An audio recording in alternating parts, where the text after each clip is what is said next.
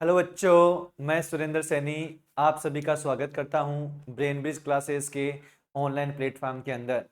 इस वीडियो के अंदर हम जो क्लास 12th है फिजिक्स का सीबीएसई बोर्ड के लिए या जो हमारे पास आरबीएसई बोर्ड होता है उसके लिए हम चैप्टर नंबर 1 को क्या करने वाले हैं, डिस्कस करने वाले हैं। इस चैप्टर का जो हमारे पास नेम है वो हमारे पास जो इसका नाम है वो है विद्युत आवेश तथा क्षेत्र। अब ये जो विद्युत आवेश तथा क्षेत्र है इसके बारे में जानने से पहले हम जो हमारी फिजिक्स की बुक है उसको इकाई वाइज या यूनिट वाइज क्या करेंगे, उसको डिवाइड करेंगे। तो जो सबसे फर्स्ट जो हमारे पास यूनिट आती है वो हमारे पास होती है इलेक्ट्रोस्टैटिक्स या स्थिर वैद्युतिकी। अब देखो, सबसे पहले अपन यहीं से बात करेंगे कि जो स्थिर वैद्युतिकी या हमारे पास जो इलेक्ट्रोस्टैटिक्स होता है इसका मतलब क्या होता है। फिर अपन धीरे धीरे चैप्टर नंबर फर्स्ट को स्टार्ट करेंगे जिसका नाम है हमारे पास विद्युत आवेश तथा क्षेत्र। इसको कंप्लीट करने के बाद में हम चैप्टर नंबर 2 को डिस्कस करेंगे जिसका नाम है स्थिर वैद्युत विभव तथा धारिता। अब देखो, सबसे पहले अगर अपन यहाँ पे बात करें कि जो हमारे पास चैप्टर नंबर 1 है उसके अंदर क्या क्या चीजें हैं, तो सबसे पहले तो जो हमारे पास इकाई है चैप्टर नंबर 1 जो है हमारे पास यूनिट नंबर फर्स्ट के अंदर है, उस इकाई का जो नाम है वो हमारे पास क्या है, इलेक्ट्रोस्टैटिक्स या स्थिर विद्युतिकी।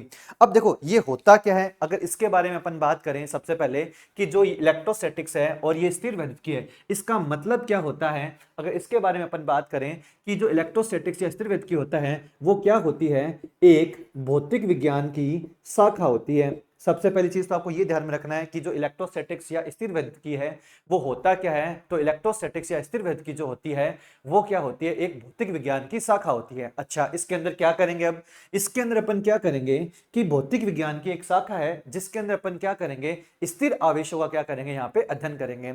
जैसे स्थिर आवेश, अब आप बोलोगे कि सर पहले तो और चीज तो ठीक है पर मुझे आप ये बताओ कि ये आवेश जो आपने लिखा है इसका मतलब क्या है।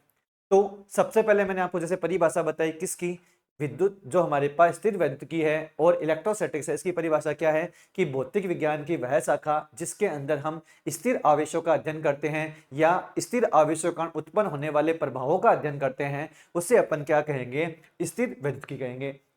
इसके बाद में अपन बात करते हैं कि सर जब आपने ये परिभाषा बताई तो यहाँ पे एक आप पद काम में ले रहे हो, एक टर्म काम में ले रहे हो जिसको आप बोल रहे हो आवेश। क्योंकि और सब चीजें तो मुझे समझ में आ रही है, भौतिक विज्ञान है उसकी शाखा है, यहां तक बात समझ में आ रही है। अच्छा, स्थिर भी समझ में आ रहा है कि अच्छा स्थिर होगा इसका मतलब उसकी वेलोसिटी जीरो होगी, वो कहीं पे स्थिर अवस्था में रहेगा, समय के साथ में उसकी स्थिति में कोई परिवर्तन नहीं होगा, ये बात ही मुझे समझ में आ रही है। अच्छा, अब ये जो आप आवेश ले रहे हो, इतना अच्छा अच्छा सा नाम ले रहे हो, इसके बारे में थोड़ा सा बताओ कि ये आवेश होता क्या है ताकि मैं उस चीज को रिलेट कर पाऊं आपकी परिभाषा से। अच्छा, इसके बाद में मैंने कहा स्थिर आवेशों का अध्ययन, अध्ययन मतलब स्टडी करना उसके बारे में। अच्छा, इसके बाद में और क्या, उसका प्रभाव मतलब उसके इफेक्ट्स क्या होंगे, प्रभाव क्या होंगे, उसके बारे में अध्ययन करना। तो बाकी सारे टर्म्स तो आपको समझ में आ गए कि क्या क्या टर्म्स मैंने यहाँ पे बोले हैं, क्या कि भौतिक विज्ञान की वह शाखा जिसके अंदर हम क्या करते हैं, स्थिर आवेशों का अध्ययन करते हैं या स्थिर आवेशों के कारण उत्पन्न होने वाले प्रभावों का अध्ययन करते हैं, उसे अपन क्या कहेंगे यहाँ पे, स्थिर वैद्युतिकी या इलेक्ट्रोस्टैटिक्स कहेंगे। अब यहाँ पे मैंने एक टर्म काम में लिया आवेश। अब ये आवेश क्या होता है इसके बारे में जानने से लिए तो मैं आपको क्या करता हूं, इसको आपको जो चैप्टर नंबर 9 जो होता है, जो आपने 9th क्लास के अंदर पढ़ा था, क्या गुरुत्वाकर्षण वाला जो चैप्टर होता है हमारे पास, इसी तरह से आपने 11th क्लास के अंदर भी पढ़ा है गुरुत्वाकर्षण वाला चैप्टर उससे हम इसको थोड़ा सा रिलेट करने की कोशिश करते हैं ताकि आपको थोड़ा सी पिक्चर बन जाएगी ऐसे कि यार ये एक्चुअल में आवेश काम क्या कर रहा है क्या, इसका मतलब क्या है। देखो अगर बात करें अपन इसकी चैप्टर नंबर जो हमारे पास, अगर मैं बात करूं जो क्लास 11 थी उसके अंदर आपने पढ़ा था एक गुरुत्वाकर्षण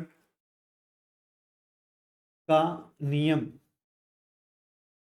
ठीक है, आपने जो 11th क्लास है उसके अंदर एक गुरुत्वाकर्षण का नियम पढ़ा था, वैसे आप ये 9th क्लास में भी पढ़ते हो। तो इसमें होता क्या है वो सुनो। ये सबसे पहली बात तो ये गुरुत्वाकर्षण का नियम की जो स्टोरी है वो आपने सुन रखी होगी कि जो न्यूटन जो था वो किसके नीचे, सेब के पेड़ के नीचे बैठा था। तो उसने देखा कि ये एक सेब क्या रहा था, वो नीचे की तरफ गिर रहा था।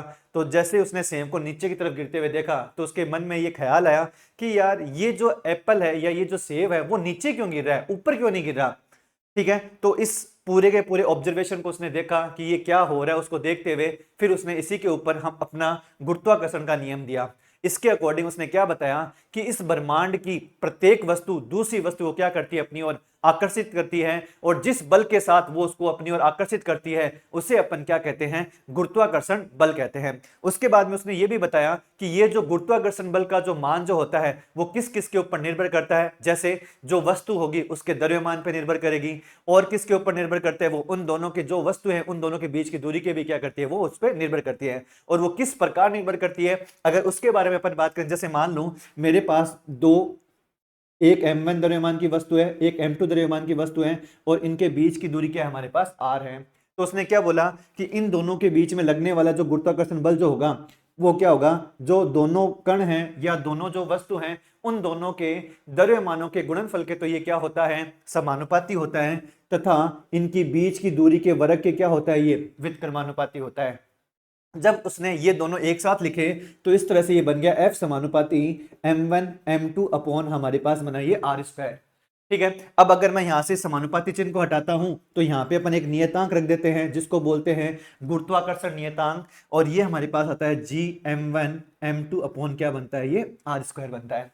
ठीक है, अब देखो यहां पे गौर करने वाली बात क्या है, यहां पे गौर करने वाली बात यह है कि जैसे ही दो ये हमारे पास वस्तु है जिनका द्रव्यमान m1 m2 है, जिसके बीच की दूरी क्या है, हमारे पास यहाँ पे r है, तो देखो इसने क्या बोला, ये जो बल जो होता है वो दोनों द्रव्यमानों के गुणनफल के तो क्या होता है, समानुपाती, तथा बीच की दूरी के वर्ग के क्या होता है, ये व्युत्क्रमानुपाती होता है। अगर मैं यहाँ पे बात करूं इस बल की, तो देखो इसका मतलब क्या है कि अगर ये द्रव्यमान, जैसे मान लो अगर मैं बोलूं कि अगर इस वस्तु का कोई द्रव्यमान यहां पे नहीं है, अगर इस वस्तु का कोई भी द्रव्यमान यहां उपस्थित नहीं है, तो एक बात बताओ, इसके ऊपर कोई बल लगेगा क्या, द्रव्यमान 0, तो गुरुत्वाकर्षण बल लगेगा क्या, यहाँ पे नहीं लगेगा।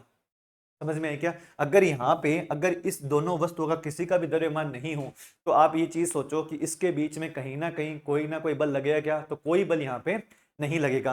तो अपन ये बोल सकते हैं ना क्या, कि अगर द्रव्यमान उपस्थित नहीं है तो यहाँ पे कोई भी गुरुत्वाकर्षण बल नहीं लगेगा। अच्छा, यहाँ पे द्रव्यमान है तभी इसके ऊपर क्या लग रहा है, गुरुत्वाकर्षण बल लग रहा है क्या, तो मैं एक तरीके से ये बोल सकता हूं क्या कि द्रव्यमान एक ऐसी राशि है जो किसके लिए उत्तरदायी है, यहाँ पे लगने वाले गुरुत्वाकर्षण बल के लिए क्या उत्तरदायी। अगर ये है तो यहाँ पे गुरुत्वाकर्षण बल लगेगा, अगर ये यहाँ नहीं है तो यहाँ पे कोई भी गुरुत्वाकर्षण बल नहीं लगेगा। तो यहां तक इस स्टोरी से मुझे एक ही चीज समझ में आई क्या, कि जो हमारे पास द्रव्यमान है वो एक ऐसी मूलभूत राशि है जिस किसके लिए उत्तरदायी है, गुरुत्वाकर्षण बल के लिए उत्तरदायी है। अब इसी चीज को हम रिलेट करते हैं आवेश के साथ में।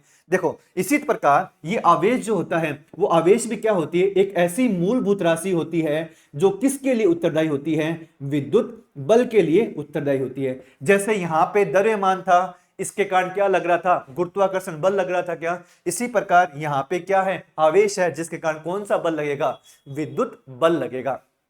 ये बात यहां तक मुझे लगता है आपको समझ में आ गई होगी कि आवेश का मतलब सर अब इतना इतना समझ में आ रहा है कि एक ऐसी चीज होगी जिसके कारण कोई ना कोई एक बल लग रहा है, जिसको अपन क्या बोल रहे हैं, विद्युत बल बोल रहे हैं। अब हम लोग बात करने वाले हैं आवेश के इतिहास की या उसकी हिस्ट्री की, कि सर ये जो हम आवेश पढ़ रहे हैं कौन वैज्ञानिक था, किसको इतनी चुल मची थी कि जाके आवेश के बारे में खोज करो और जाके फिर आपको आज पढ़ना पड़ रहा है उसी के कारण। ठीक है, तो आओ बात करते हैं उसके बारे में। देखो सबसे पहले जो हम आज से लगभग 600 ईसा पूर्व एक साइंटिस्ट हुआ था थेल्स, कहाँ का रहने वाला था, यूनान का रहने वाला था। ठीक है, ये क्या हुआ था, छुट्टियां मनाने गया हुआ था कहीं पे, और वो जगह कौन सी थी, बाल्टिक सागर था, उसके किनारे बीच पर गया हुआ था। और उस टाइम पे क्या थी, सर्दियां चल रही थी, सर्दियां जैसे अपने विंटर वेकेशन होते हैं ना, वैसे इसके विंटर वेकेशन हुए थे, ये वहां पे गया हुआ था। ठीक है, और स्वेटर वेटर पहन रखी थी। तो जैसे ही बाल्टिक सागर के किनारे बैठा हुआ था तो इसको एक एम्बर करके पदार्थ मिला। अब आप पूछोगे सर कि ये एम्बर जो होता है वो क्या होता है। एम्बर जो होता है एक ऐसा पदार्थ होता है जिसका कलर तो कैसा होता है, पीले कलर का होता है। जैसे अपना गोंद होता है ना, एकदम चिपचिपा सा पदार्थ, वैसे क्या होता है हमारे पास ये एम्बर पदार्थ मिला उसको। ठीक है, अब ये जो एम्बर मिला तो वो थोड़ा सा जो एम्बर था उसके ऐसे स्वेटर पे लग गया, तो उसने क्या किया, उसको इस तरह से रगड़ के थोड़ा सा हटा के ऐसे नीचे डाला।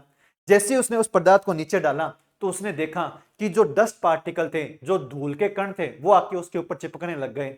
तो यहाँ पे उसको कुछ ना कुछ समझ में आने लगा क्या, कि जैसे मैंने इस एम्बर पदार्थ को इस तरह से नीचे डाला तो क्या हुए थे कि जो धूल के कण है उसकी तरफ क्या होने लगे थे, आकर्षित होने लगे थे, या फिर उसके पास आके क्या हुए थे, चिपक गए थे। फिर उसने क्या किया, उस पदार्थ को उठाया, एम्बर को उठाने के बाद वो घर पहुंचा। घर पे जाके उसने क्या किया, एक पेपर लिया, उस पेपर के इस तरह से छोटे छोटे टुकड़े कर लिए, ठीक है, और उन छोटे छोटे टुकड़ों को इस तरह से रख दिया उस पास। वही काम वापस किया उसने, अब स्वेटर निकाली, उसको एम्बर पदार्थ के साथ रगड़ा, रगड़ने के बाद में देखा कि ये जो था वो क्या कर रहे थे, इन कागज के पेपर को भी अपनी ओर क्या कर रहा था, आकर्षित कर रहा था। जो छोटे छोटे जो टुकड़े थे ना कागज के, उनको भी अपनी ओर क्या कर रहा था, ये आकर्षित कर रहा था। क्योंकि यूनान की भाषा में ये जो एम्बर जो होता है इसको बोला गया इलेक्ट्रॉन, और इसी को आगे इसी इलेक्ट्रॉन से हमारे पास जो इलेक्ट्रिसिटी शब्द होता है उसकी उत्पत्ति हुई थी सबसे पहले।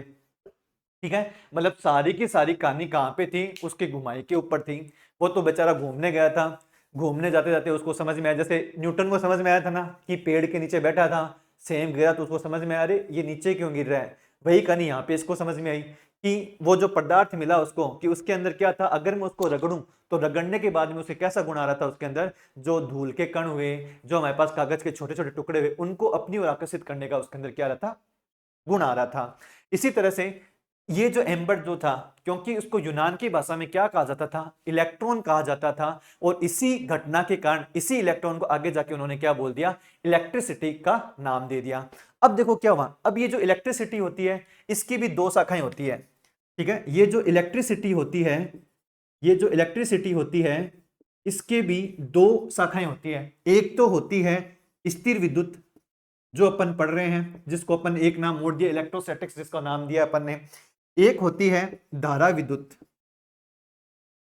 ठीक है, जब भी कोई भी जो हमारे पास आवेश होगा वो स्थिर अवस्था में होगा, वो सारा का सारा अध्ययन अपन किस में करते हैं, इस स्टैटिक इलेक्ट्रिसिटी या स्थिर विद्युत के अंदर अपन उसका अध्ययन करते हैं। अब यदि आवेश, यही आवेश गति करने लग जाएगा तो वो अपन किसके अंदर अध्ययन करेंगे, धारा विद्युत के अंदर अपन क्या करेंगे, उसका अध्ययन करेंगे।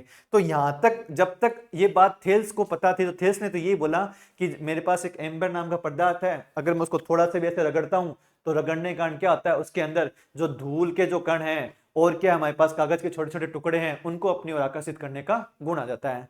उसके बाद में बहुत टाइम तक इसके ऊपर कोई रिसर्च नहीं हुआ। फिर थोड़े टाइम के बाद में एक दूसरा साइंटिस्ट आया सन 1600 के अंदर, उसका नाम था गिलबर्ट।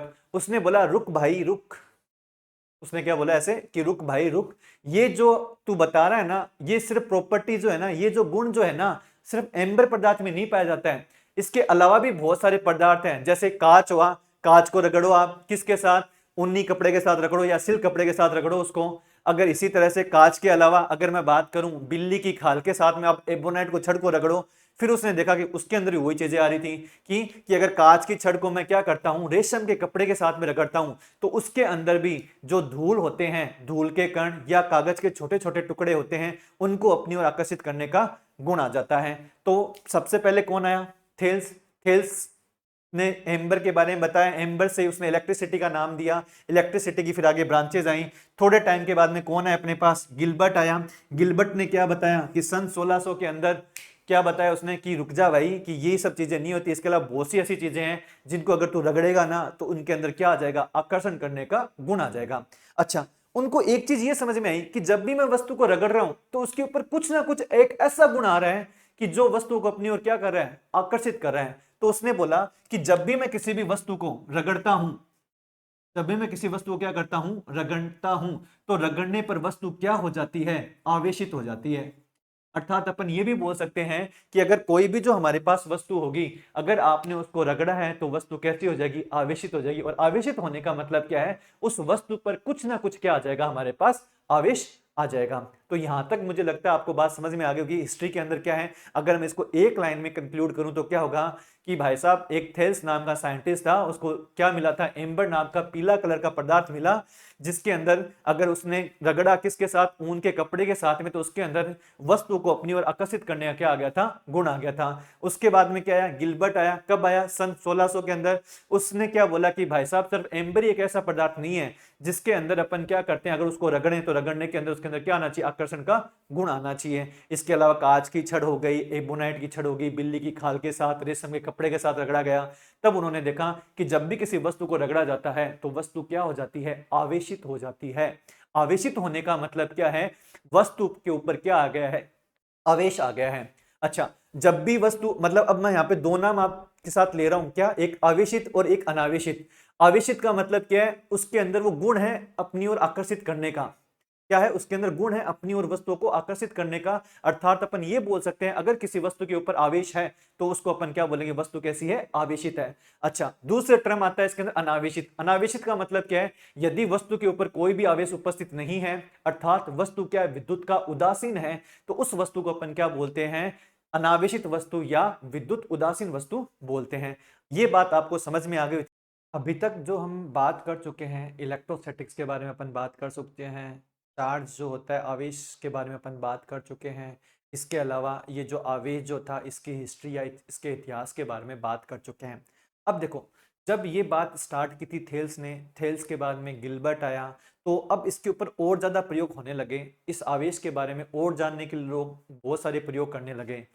उसी प्रयोग के आधार पर फिर आवेश के प्रकार डिसाइड हुए कि आवेश जो होता है वह दो प्रकार का होता है, धनावेश और ऋणावेश होता है। अब ये कैसे होता है, वो क्या प्रयोग किया गया था जिसके कारण वहां पे आवेश का दो प्रकार के बताए गए, एक धनावेश आवेश बताया गया और एक ऋणावेश आवेश बताया गया। तो पहले अपन उसी प्रयोग को करेंगे, फिर उसके कुछ निष्कर्ष होंगे प्रयोग के, वो प्रयोग के निष्कर्ष काम में लेने के बाद में हम ये भी पता करेंगे कि ये जो आवेश के ऊपर धनावेश होता है, ऋणावेश होता है, क्यों होता है, किस कारण से होता है। तो उस सिद्धांत की भी अपन यहाँ पे बात करेंगे और उसके बाद में लास्ट में जाके हम आवेश के गुणों के बारे में अपन यहाँ पे क्या करने हैं, बात करने वाले हैं। अब देखो, अपन यहाँ पे अगर मैं बात करूं कि ये जो प्रयोगशाला में जो एक्सपेरिमेंट हुआ था, उस प्रयोगशाला में होने वाले उस एक्सपेरिमेंट की अपन हम यहाँ पे अब बात करने वाले हैं। बहुत सारे वैज्ञानिक बैठे थे वहां पे, उनमें एक बेंजामिन फ्रैंकलिन भी वहां पे बैठा था जब ये प्रयोग हो रहा था। क्या प्रयोग हो रहा था, उन्होंने क्या किया कि क्योंकि गिलबर्ट ये तो बता के चला गया क्या, कि कांच की छड़ को भी रगड़ के देख लो आप, अबुनस की छड़ या एबोनाइट की छड़ को भी आप रगड़ के देख लो, उनके अंदर भी क्या आता है, वस्तुओं को अपनी ओर आकर्षित करने का क्या आता है, गुण आता है। तो देखो, सबसे पहले उन्होंने क्या लिया, एक कांच की छड़ ली, ठीक है। उस कांच की छड़ को क्या किया उन्होंने, उस कांच की छड़ को लेने के बाद में क्या किया, एक रेशम का कपड़ा लिया और उसके साथ इस तरह से उसको रगड़ा। रगड़ने के बाद में उसने क्या किया कि एक धागे की सहायता से इस तरह से क्या किया, एक धागे की सहायता से इस तरह से उसको, जो हमारे पास कांच की छड़ थी उसको इस तरह से लटका दिया, ठीक है।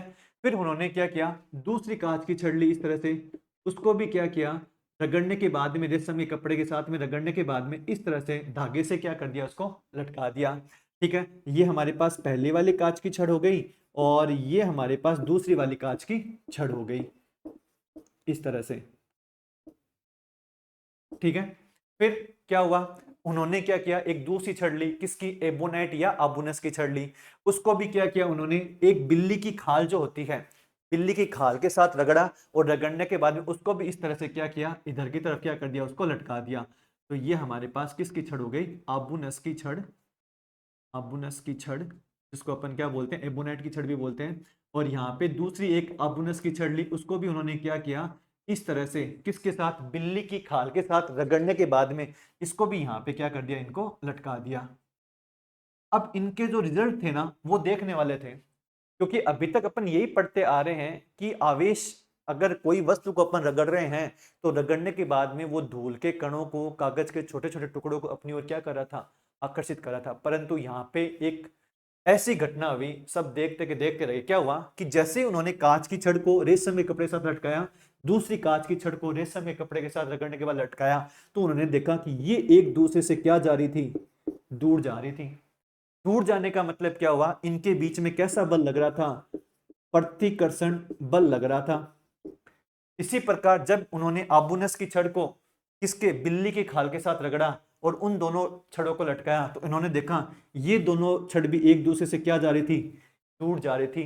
दूर जाने का मतलब क्या हुआ, इनके बीच में भी कैसा बल लग रहा था, प्रतिकर्षण बल लग रहा था, ठीक है। और क्या हुआ, अब उनको, इतने सारे साइंटिस्ट जब एक लैब में बैठे होंगे तो एक जने के दिमाग में एक काम करना, तो यार एक तो ले अबुनस की छड़ और एक ले तू कांच की छड़, फिर इनको लटका, अब देखते हैं क्या होता है। फिर उन्होंने क्या किया, इसी तरह से एक और किया, उसमें एक तरफ तो उन्होंने क्या किया, इस तरह से एक कांच की छड़ लटका दी यहाँ पे, और दूसरी तरफ उन्होंने क्या किया, इस तरह से एक अबुनस की छड़ को लटका दिया। जैसे ही उन्होंने इसको, ये तो हमारे पास हो गई कांच की छड़, और ये हमारे पास हो गई अबुनस की छड़, इन दोनों को लटकाया। लटकाने के बाद उन्होंने देखा कि ये दोनों जो छड़ें थी वो एक दूसरे को क्या कर रही थी, आकर्षित कर रही थी, अर्थात अपन ये बोल सकते हैं एक दूसरे के पास आ रही थी। तो इनके बीच में कैसा बल लग रहा था, हमारे पास आकर्षण बल लग रहा था। ठीक है, अब देखो जब ये प्रयोग हो रहा था तो वहां पे मैंने आपको बताया जैसे बेंजामिन फ्रैंकलिन करके एक साइंटिस्ट था, वो भी वहां पे बैठा था। ठीक है, तो उनको एक चीज समझ में आ रही थी क्या, कि ये जो कांच की छड़ है, ठीक है ना, ये जो कांच की छड़ है, ये जो कांच की छड़ है, इन पे जो आवेश है, ठीक है, वैसा आवेश इस आबुनस की छड़ पे नहीं है।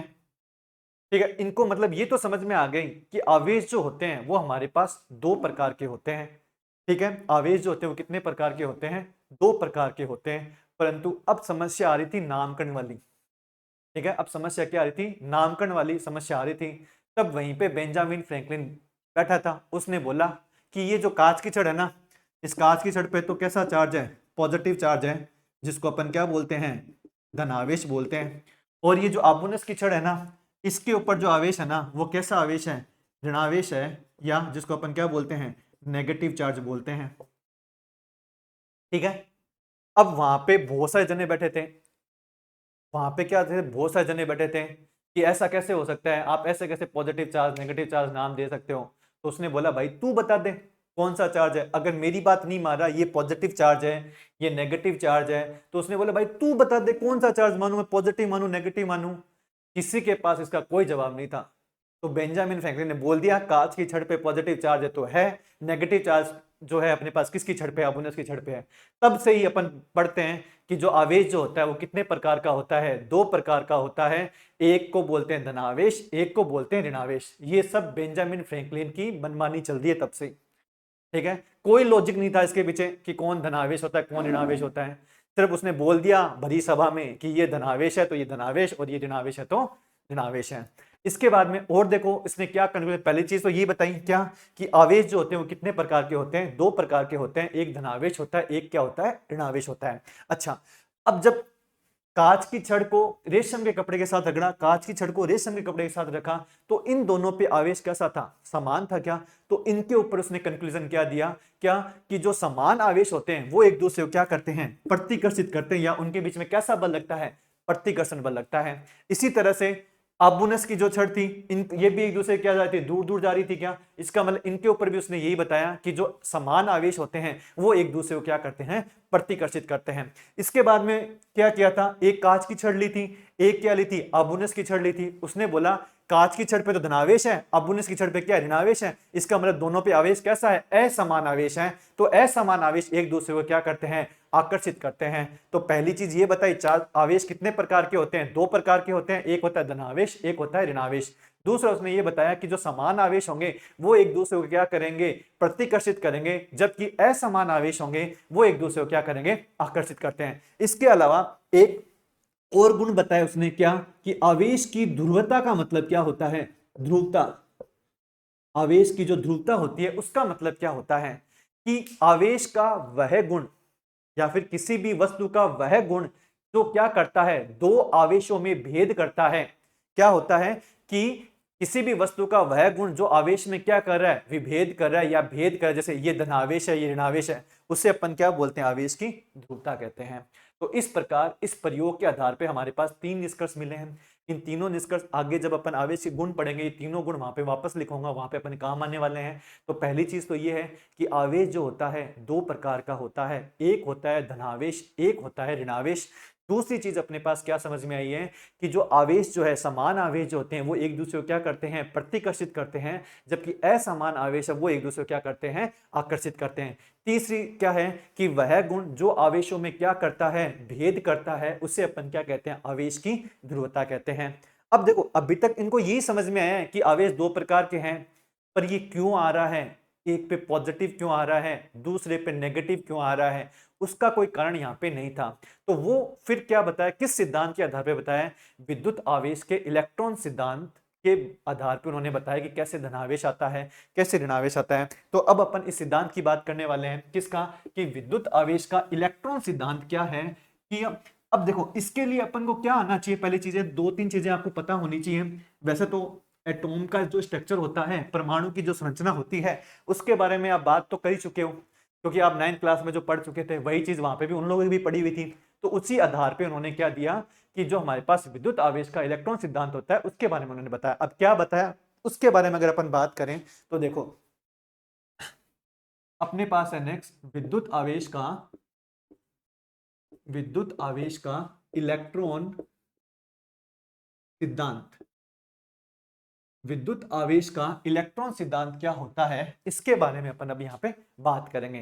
देखो आपको पता है, सबसे पहले अगर मैं बात करूं एक नॉर्मल परमाणु संरचना की, अगर अपन बात करते हैं, क्या होता है, किसी भी परमाणु का जो धनावेशित भाग होता है वो कहाँ पे होता है, उसके केंद्र पे केंद्रित होता है, क्या, जिसको अपन क्या कहते हैं, नाभिक कहते हैं। और इस नाभिक में क्या क्या होते हैं, इस नाभिक में प्रोटॉन भी होते हैं और क्या होते हैं, न्यूट्रॉन भी होते हैं। और इस नाभिक के चारों ओर इलेक्ट्रॉन क्या करते रहते हैं, चक्कर लगाते रहते हैं। ये नॉर्मल परमाणु संरचना तुम लोगों को पता है कि किसी भी परमाणु का जो संपूर्ण धनावेश होता है वो उसके केंद्र पर केंद्रित होता है, जिसे हम क्या कहते हैं, नाभिक कहते हैं। और नाभिक के चारों ओर क्या होता है, हमारे पास इलेक्ट्रॉन क्या करते रहते हैं, चक्कर लगाते रहते हैं। ये बात आपको समझ में आई, तो क्योंकि ये तो परमाणु संरचना है नॉर्मल। अब देखो क्या होता है, आपको पता है अगर कोई भी जो परमाणु जो होता है, कोई भी जो परमाणु जो होता है वो क्या होता है, विद्युत का उदासीन होता है।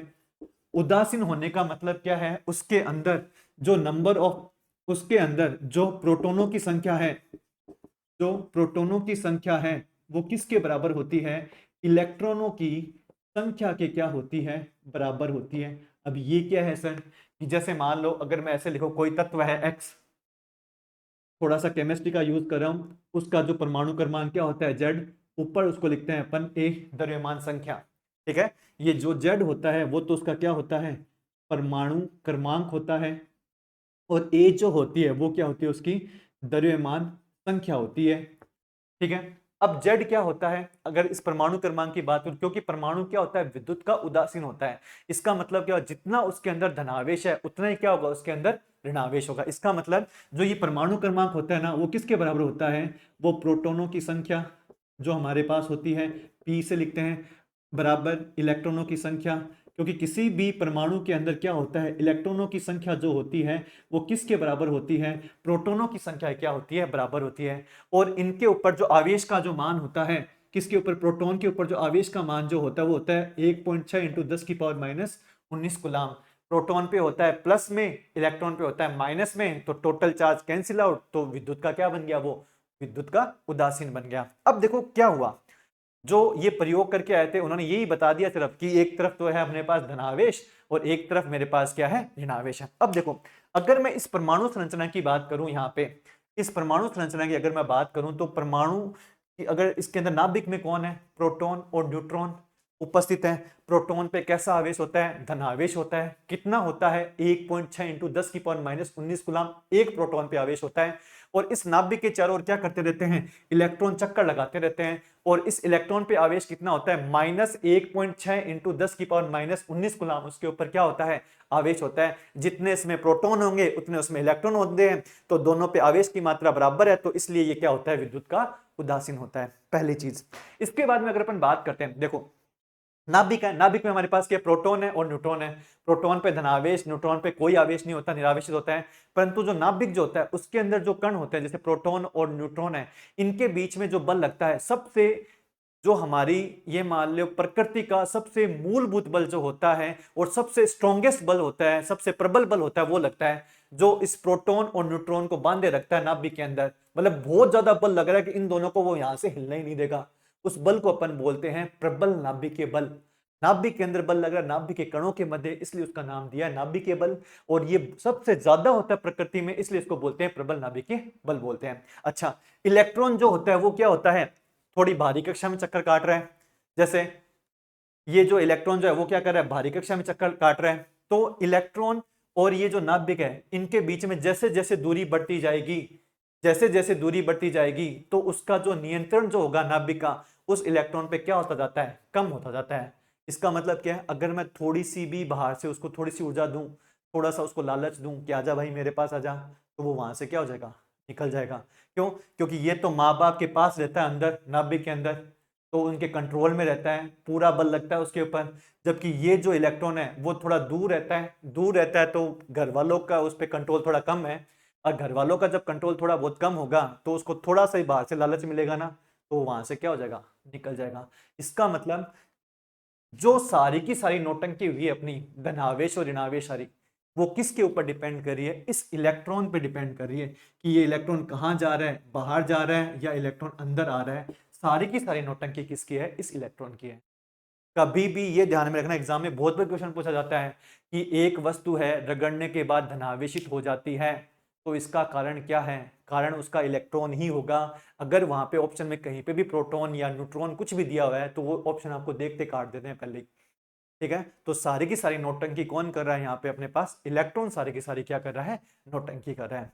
ठीक है, अब देखो अगर इस इलेक्ट्रॉन की नौटंकी को अगर मैं बात करता हूं कैसे कर रहा है, वो और देखो सुनो, कि जैसे ही अपन क्या होता है कि मैंने बाहर से किसी भी जो अपने पास इलेक्ट्रॉन थे उसको थोड़ी सी ऊर्जा दी, तो वो अगर बाहर वहां से बाहर निकल गया, तो देखो सबसे पहले क्या था हमारे पास, अगर वो विद्युत का उदासीन है, परमाणु क्या होता है, विद्युत का क्या होता है, उदासीन होता है। अब जैसे ही मैंने उसको थोड़ी सी ऊर्जा दी, ठीक है, प्रोटॉन और इलेक्ट्रॉन सॉरी, ठीक है, तो थोड़ी सी अगर मैं उसको ऊर्जा देता हूं तो ऊर्जा देने के बाद में क्या होगा, अगर इलेक्ट्रॉन वहां से निकल गया, इलेक्ट्रॉन गया, तो वहां पे प्रोटॉनों की संख्या किससे ज्यादा हो जाएगी, इलेक्ट्रॉनों की संख्या से क्या हो जाएगी, ज्यादा हो जाएगी। जैसे ही इलेक्ट्रॉन गया तो प्रोटॉनों की संख्या ज्यादा हो गई, इसलिए इसके ऊपर कैसा आवेश आ जाता है, धनावेश आ जाता है। अच्छा, अगर कोई परमाणु इलेक्ट्रॉन ग्रहण कर लेता है तो क्या होता है, इलेक्ट्रॉन ग्रहण करने का इलेक्ट्रॉन की संख्या अब उसमें से क्या हो जाएगी, ज्यादा हो जाएगी। क्या, जब इलेक्ट्रॉन की संख्या ज्यादा हो जाएगी तो इस पे कैसा आवेश आ जाएगा, ऋणावेश आ जाएगा इसके ऊपर। ये बात समझ में है क्या, कि सारी की सारी नौटंकी जो हो रही है किसी को धनावेश या ऋणावेश बनाने में, वो किसकी नौटंकी है, इलेक्ट्रॉन की नौटंकी है। इलेक्ट्रॉन आया तो आ गया ऋणावेश, इलेक्ट्रॉन गया तो क्या आ गया उसके ऊपर, धनावेश आ गया। आई थिंक ये बात आपको समझ में आई होगी कि अभी तक अपन जो पढ़ रहे थे, क्या कांच की छड़ को रगड़ रहे थे तो एक धनावेश बेंजामिन फ्रैंकलिन ने बोल दिया धनावेश, एक अपन बोले थे आबुनेस की छड़ को रगड़ रहे थे तो उसके ऊपर आया था ऋणावेश, क्योंकि बेंजामिन फ्रैंकलिन ने बोल दिया ऋणावेश। वो आ क्यों रहा है उसका कारण किससे समझाया जाता है, विद्युत आवेश के इलेक्ट्रॉन सिद्धांत से समझाया जाता है। क्या, कि परमाणु जो होता है विद्युत का उदासीन होता है, और इलेक्ट्रॉन क्या होता है, बाहरी कक्षा में चक्कर लगाते रहता है। तो किसको ज्यादा निकालना आसान है, इलेक्ट्रॉन को बाहर निकालना ज्यादा आसान है। तो जैसे ही इलेक्ट्रॉन निकलता है तो प्रोटॉन की संख्या बढ़ जाती है, तो धनावेश आ जाता है। जैसे ही इलेक्ट्रॉन आता है तो प्रोटॉन की संख्या कम हो जाती है, इलेक्ट्रॉन की संख्या ज्यादा हो जाती है, इसलिए उसमें क्या जाता है, ऋणावेश आ जाता है। तो ये पूरा का पूरा क्या है, हमारे पास आवेश का इलेक्ट्रॉन सिद्धांत है, जिसके कारण अपने पास कब धनावेश होता है, कब ऋणावेश होता है, ठीक है, और कब विद्युत का उदासीन होता है, ये उसके बारे में अपन बात करते हैं। अब देखो, इस चीज को बात करने के बाद में, इस थ्योरी को समझ में अगर तुम लोगों को समझ में आया तो तुम्हें अब तक ये समझ में आ गया कि वो धनावेश और ऋणावेश आ रहा था ना छड़ पे, किस कारण से आ रहा था, क्योंकि कांच की छड़ और जब रेशम के कपड़े को रगड़ा गया तो जो कांच की छड़ है उसने इलेक्ट्रॉन का क्या किया, त्याग किया, उस इलेक्ट्रॉन का क्या किया, त्याग किया। और जो हमारे पास रेशम की जो कपड़ा था उसको रगड़ने पर उस पर ऋणावेश आ रहा था। क्यों आ रहा था, क्योंकि वो जो कांच की छड़ ने इलेक्ट्रॉन त्यागे थे ना, वो कौन ग्रहण कर रहा था, वो रेशम का कपड़ा ग्रहण कर रहा था, इसलिए रेशम के कपड़े पर वहां पे क्या आ रहा था, नेगेटिव आ रहा था। अब देखो इसके आधार पर जो वहां पे प्रयोग हुआ था, वहां पे एक चीज अपने पास अपन छोड़ के आ गए कि किस किस को रगड़े तो किसके ऊपर धनावेश आएगा और किसके ऊपर क्या आएगा, ऋणावेश आएगा। तो वो एक टेबल मैं बना देता हूँ यहाँ पे, कभी कभी एग्जाम में सीधा ही पूछ लेता है कि जैसे कांच की छड़ को रेशम के कपड़े के साथ रगड़ते हैं तो कांच की छड़ पे कौन सा आवेश आता है, उसके ऊपर कौन सा आवेश आता है रेशम के कपड़े पे। तो उस टेबल के हिसाब से आपको ध्यान में रखना किस पे धनावेश आता है और किस पे क्या आता है, ऋणावेश। तो यहाँ पे अपन एक टेबल बना देते हैं, इधर मैं लिख लेता हूँ धनावेश, ठीक है, और इधर मैं लिख लेता हूँ ऋणावेश। अगर मैं क्या करूं कि जो मेरे पास पहली कांच की छड़ है, अगर इस कांच की छड़ को किसके साथ रगड़ूं, रेशम के कपड़े के साथ रगड़ूं, तो रेशम के कपड़े के साथ रगड़ने पर रेशम के कपड़े पर तो कैसा आएगा, ऋणावेश आएगा, जबकि जो कांच की छड़ है उसके ऊपर कैसा आएगा, धनावेश आएगा। इसी तरह से अगर मैं बात करूं बिल्ली की खाल को रगड़ूं, बिल्ली की खाल को रगड़ूं किसके साथ? अगर मैं रगड़ता हूं इसको प्लास्टिक की छड़ के साथ, अगर मैं इसको रगड़ता हूं एबोनाइट की छड़ के साथ, जिसको आबुनस की छड़ भी बोलते हैं, ठीक है, अगर इसके साथ रगड़ूं तो इसके बिल्ली की खाल पे तो कैसा आवेश आएगा? धनावेश। जबकि प्लास्टिक की छड़ और एबोनाइट की छड़ पे कैसा आएगा? हमारे पास ऋणावेश आएगा। इसी तरह से अगर मैं ऊनी कपड़े को, ऊनी जो कपड़ा है उसको मैं रगड़ता हूं किसके साथ? इसी प्लास्टिक की छड़ के साथ, और किसके साथ? एबोनाइट की छड़ के साथ, और किसके साथ रगड़ेंगे? एम्बर जो हमारे पास पदार्थ मिला था उसको रगड़ेंगे, तो इन पे तो कैसा आवेश आता है? ऋणावेश आता है, और इसके ऊपर कैसा आता है? धनावेश आता है। तो इस टेबल में से आपको क्वेश्चन पूछने के बहुत ही चांसेस बनते हैं, तो ये टेबल आपके लिए इंपॉर्टेंट है। अब आपको ये भी लग रहा है कि सर आप तो सिर्फ पढ़ा रहे हो, नोट्स का क्या करना है? नोट्स भी तो होते हैं, बिना नोट्स के हम पढ़ेंगे कैसे? तो जैसे स्क्रीन के नीचे हमारे नंबर चल रहे हैं, आप हमें मैसेज कर दो, हम आपको पूरे के पूरे नोट्स आपको प्रोवाइड करवा देंगे। हर चैप्टर के चैप्टर वाइज नोट्स हम आपको प्रोवाइड करवा देंगे बिना किसी कॉस्ट के। आप फ्रीली हमें मैसेज करो, हम आपको वो नोट्स प्रोवाइड करवा देंगे। तो नोट्स की आप टेंशन मत लो, आप समझो कैसे कोई चीज़ कैसे हो रही है, वो मैं यहाँ पे आपको एक्सप्लेन कर रहा हूँ। हर चीज़ को डीप में एक्सप्लेन करने की मैं कोशिश कर रहा हूँ कि जितना हो सके मैं आपको डिलीवर कर पाऊँ। ठीक है, आई होप यहाँ तक आप लोगों को ये चीज़ें समझ में आ गई होगी। अब हम बात करने वाले हैं आवेश के गुणधर्म की। जो सबसे पहला जो गुण होता है आवेश का, वह होता है आवेश की योज्यता। आवेश की योज्यता, इसका क्या मतलब होता है सर, ये बताओ आप हमें। देखो, आवेश की योज्यता का मतलब क्या होता है कि हमारे पास कोई भी निकाय है, एक निकाय का मतलब क्या, उसके अंदर बहुत सारे आवेश उपस्थित हैं। जैसे मान लो ये मेरे पास कोई भी एक निकाय है इस तरह से, ठीक है, इसके अंदर बहुत सारे आवेश, जैसे प्लस Q1 आवेश, ये कोई ऋणावेश Q2, ये ऋणावेश कोई Q3, ये कोई आवेश Q4 उपस्थित है।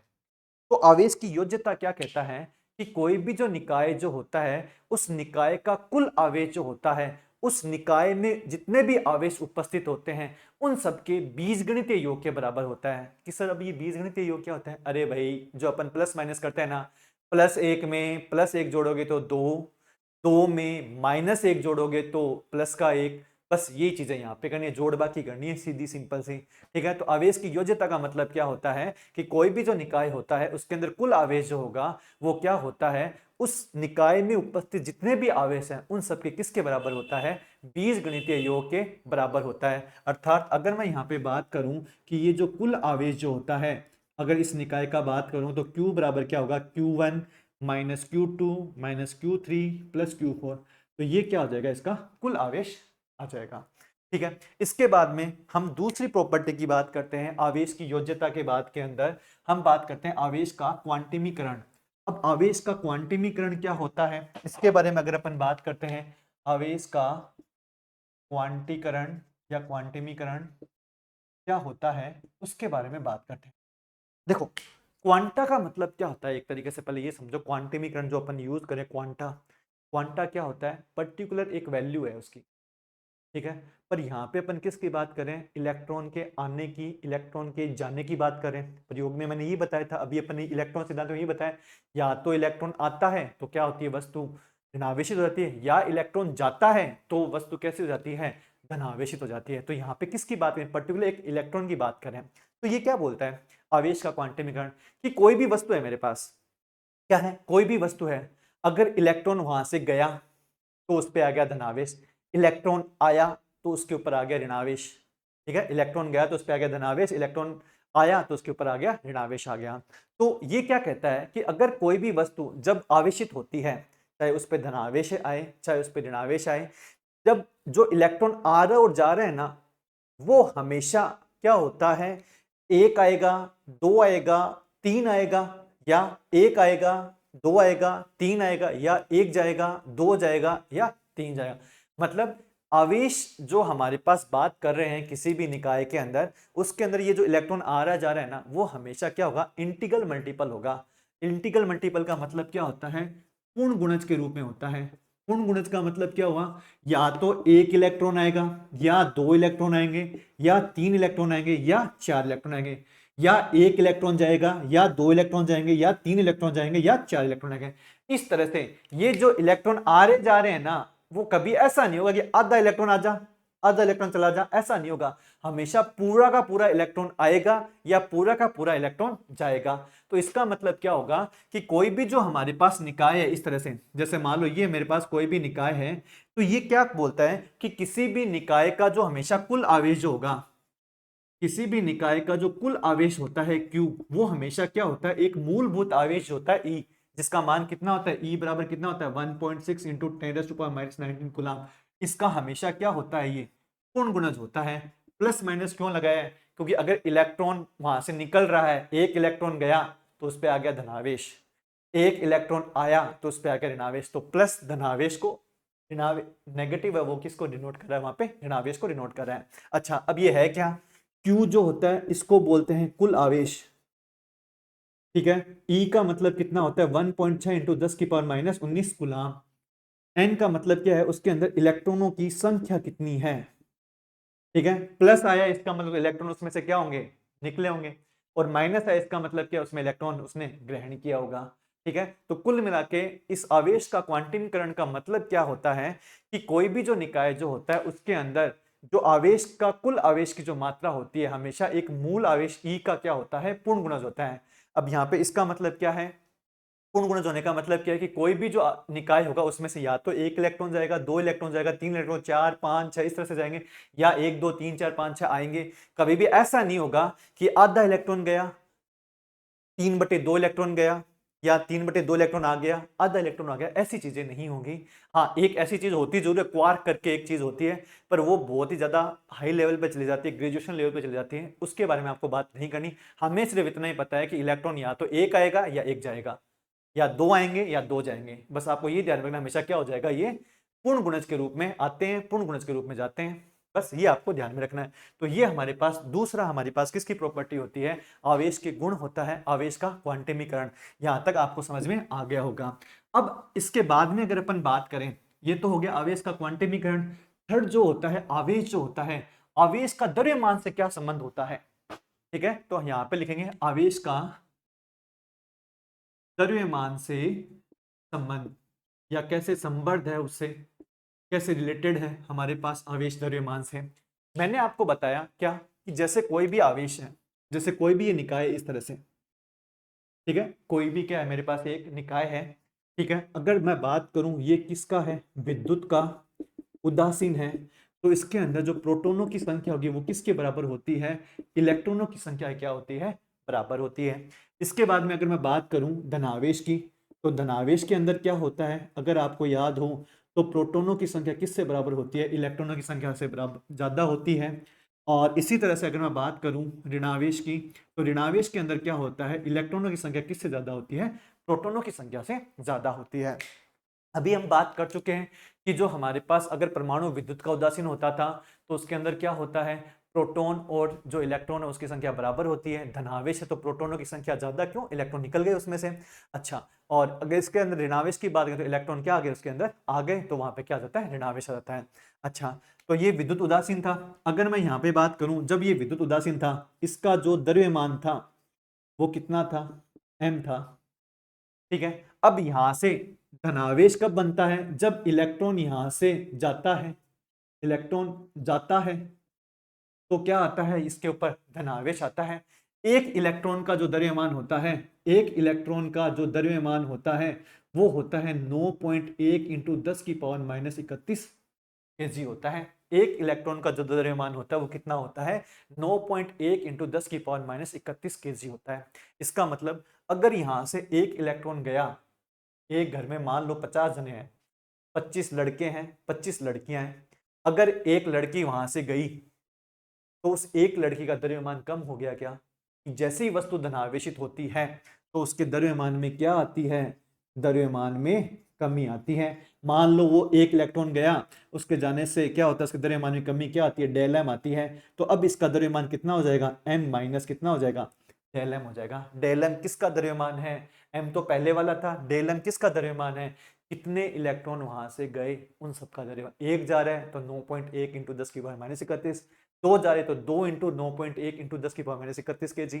इसी तरह से अगर ऋणावेश की बात करते हैं तो ऋणावेश कब आता है, जब इलेक्ट्रॉन क्या आता है, घर में आता है, इलेक्ट्रॉन क्या होता है, आता है, इलेक्ट्रॉन आने का मतलब है अगर एक घर में 50 जने पहले से बैठे हुए हैं, एक इलेक्ट्रॉन और आ गया तो घर में कितने जने हो गए? 51। मतलब एक जने का द्रव्यमान और बढ़ गया। क्या वो एक जना आया है तो उसका द्रव्यमान कितना बड़ा होगा? 9.1 इंटू 10⁻31 बड़ा होगा। तो यहाँ पे ऋणावेश आते ही इसका मतलब इसका जो द्रव्यमान क्या हो जाता है, हमारे पास द्रव्यमान क्या हो जाता है? बढ़ जाता है। द्रव्यमान बढ़ जाता है। ठीक है। तो इस प्रकार क्या होता है, आवेश जो होता है द्रव्यमान से रिलेटेड होता है। क्या कि यदि कोई वस्तु विद्युत उदासीन है उस केस में तो प्रोटॉन की संख्या द्रव्यमान, प्रोटॉन की संख्या क्या है, किसके बराबर है? इलेक्ट्रॉन की संख्या के बराबर है। तो उस केस में जो हमारे पास द्रव्यमान कितना है? m है। यदि मैं क्या करता हूं, अगर वस्तु से इलेक्ट्रॉन गए, वस्तु कैसी हुई? धनावेशित हुई। धनावेशित होते इलेक्ट्रॉन जो द्रव्यमान है उसके अंदर क्या आएगी? कमी आएगी। कितनी आएगी? m माइनस डेल एम, जितना द्रव्यमान वहां से जितने इलेक्ट्रॉन निकल गए उनके द्रव्यमान के। इसी तरह से अगर वस्तु ऋणावेशित तो इलेक्ट्रॉन आए होंगे तो उसके द्रव्यमान में क्या होगी? वृद्धि होगी। कितनी होगी? डेल एम की। डेल एम का मतलब क्या है? कितने इलेक्ट्रॉन आ गए उन सबका द्रव्यमान हो गया। तो इस प्रकार क्या होता है, आवेश जो होता है वो द्रव्यमान से क्या होता है? रिलेटेड होता है या संबद्ध होता है। ये तीन मैं अगर आपको बता चुका हूं, अगर ये तीनों प्रॉपर्टीज आपको समझ में आ गई है तो हमारा जो वीडियो है उसको लाइक करना आप, ठीक है, और जितना ज्यादा हो सके उसको शेयर करने की कोशिश करना ताकि और जो बच्चे हैं उन तक भी ये चीजें पहुंचती रहे। अब इसके बाद में देखो अपन नेक्स्ट प्रॉपर्टी की बात करते हैं। तीन प्रॉपर्टीज अपन पढ़ चुके हैं, चौथी प्रॉपर्टी इसकी क्या होती है उसके बारे में अपन और बात कर लेते हैं। जो हमने जो प्रयोग किया था उस प्रयोग के अंदर हमने निष्कर्ष बताए थे, वो निष्कर्ष अपन यहाँ पे लिख लेते हैं। क्या था वो निष्कर्ष, अगर आपको याद हो? क्या कि जो समान प्रकृति के जो आवेश होते हैं वो एक दूसरे को क्या करते हैं? प्रतिकर्षित करते हैं, या उनके बीच में क्या लगता है? उनके बीच में क्या लगता है? प्रतिकर्षण बल लगता है। इसी प्रकार जो असमान प्रकृति के आवेश होते हैं, जो असमान प्रकृति के आवेश होते हैं उनके बीच में कैसा बल लगता है? आकर्षण बल लगता है। ये मैं आपको बता चुका हूं ऑलरेडी। इसके अलावा एक और गुण होता है क्या इसका, क्या कि ये जो आवेश जो है ना, आवेश क्या है? ये जो आवेश है ना, आवेश, ठीक है ना, अगर ये स्थिर अवस्था में है, क्योंकि अभी जो चैप्टर नंबर 1 है ना और चैप्टर नंबर 2 है, हमेशा आवेश को अपन किस में रखेंगे? स्थिर अवस्था में रखेंगे। तो यह अपने चारों ओर क्या उत्पन्न करता है? सिर्फ विद्युत क्षेत्र उत्पन्न करता है। स्थिर अवस्था का मतलब है इसका वेग कितना है? 0 है।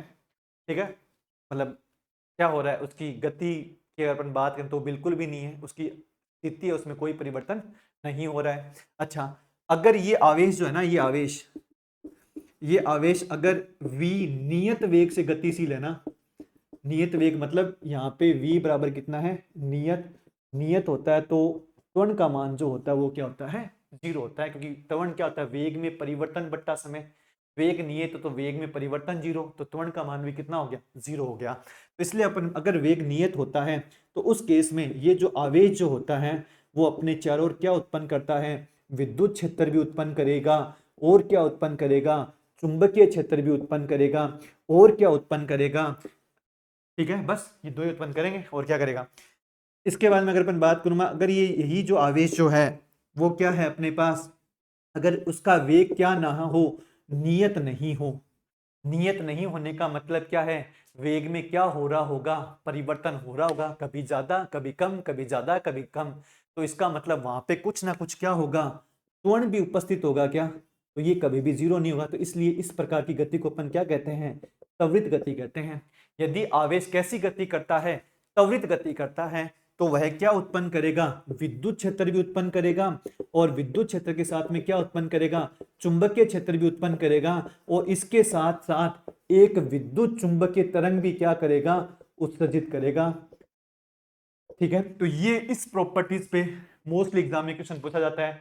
क्या कि अगर आवेश जो स्थिर अवस्था में है तो अपने चारों ओर सिर्फ और सिर्फ विद्युत क्षेत्र उत्पन्न करता है। यदि आवेश जो है गतिशील अवस्था में है तो वह अपने चारों ओर विद्युत क्षेत्र और चुंबकीय क्षेत्र दोनों उत्पन्न करता है, जब नियत वेग से गतिशील होता है। तीसरा जो है, यदि जो हमारे पास आवेश है वो क्या करता है? त्वरित गति करता है, अर्थात उसका वेग नियत नहीं है। उस केस में वो विद्युत क्षेत्र, चुंबकीय क्षेत्र और विद्युत चुंबकीय तरंग वो भी क्या करेगा? वो उत्सर्जित करेगा। इसके बाद में देखो एक और प्रॉपर्टी हमारी रह गई है, आवेश का क्वांटमीकरण। ये बताने के बाद में जहां तक मुझे ध्यान में, मैं आवेश के सारे के सारे गुण धर्म आपको करवा चुका हूं। ठीक है, देखो नेक्स्ट अपने पास जो है आवेश का 7 नंबर लिख दूं क्या इसको? चलो 6 नंबर था क्या, 6 नंबर। तो ये क्या है? आवेश का संरक्षण का नियम। आवेश का संरक्षण का नियम ये क्या होता है, इसके बारे में और बात कर लेते हैं।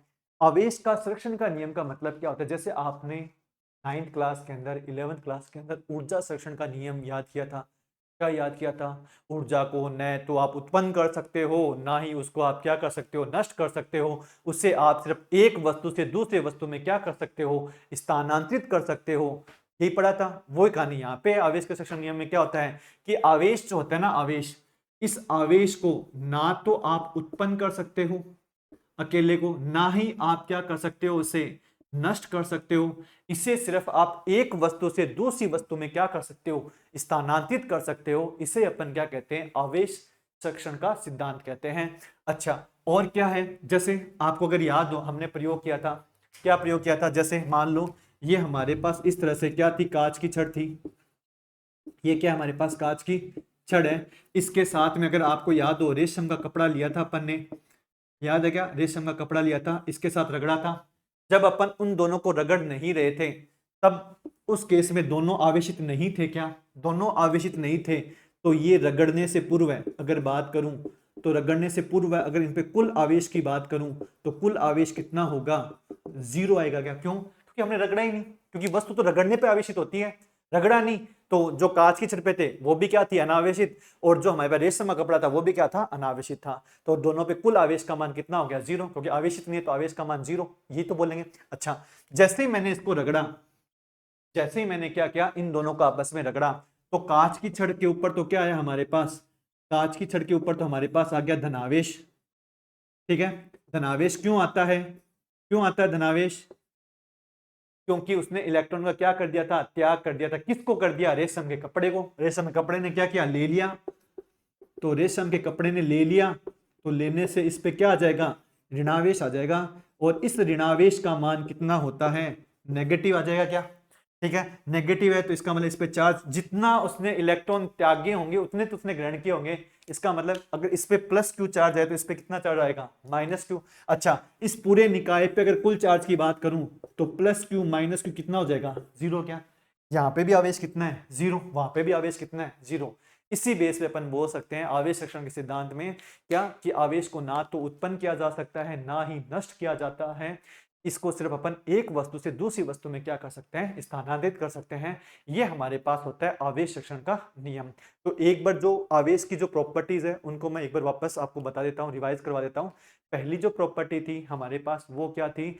आवेश जो होता है जो आवेश जो होता है हमारे पास, वो क्या होता है? क्वांटमीकरण की अगर बात कर लेते हैं पहले, तो क्या होता था कि आवेश जो होता है वो मूलभूत आवेश ई का क्या होता है? पूर्ण गुणज होता है। इसके बाद में अगर अपन बात करें आवेश की योज्यता की, तो आवेश की योज्यता क्या होता है? किसी भी निकाय पे जो कुल आवेश जो होता है वो हमेशा क्या होता है? कुल आवेश, जितने भी उसके अंदर आवेश उपस्थित होते हैं उन सबका क्या होता है? बीजगणितीय योग के बराबर होता है। तीसरा अगर मैं बात करूं आवेश संरक्षण का नियम, तो आवेश संरक्षण का नियम क्या कहता है? कि न तो आवेश को हम उत्पन्न कर सकते हैं, ना ही हम उसको नष्ट कर सकते हैं। इसको सिर्फ एक वस्तु से दूसरी वस्तु में क्या कर सकते हैं? स्थानांतरित कर सकते हैं। इसके बाद में मैंने आपको बताया कि जो आवेश जो होता है अगर वो स्थिर अवस्था में होता है तो अपने चारों ओर क्या उत्पन्न करता है? विद्युत क्षेत्र उत्पन्न करता है। और अगर आवेश नियत वेग से गतिशील है तो अपने चारों ओर विद्युत क्षेत्र और चुंबकीय क्षेत्र उत्पन्न करता है।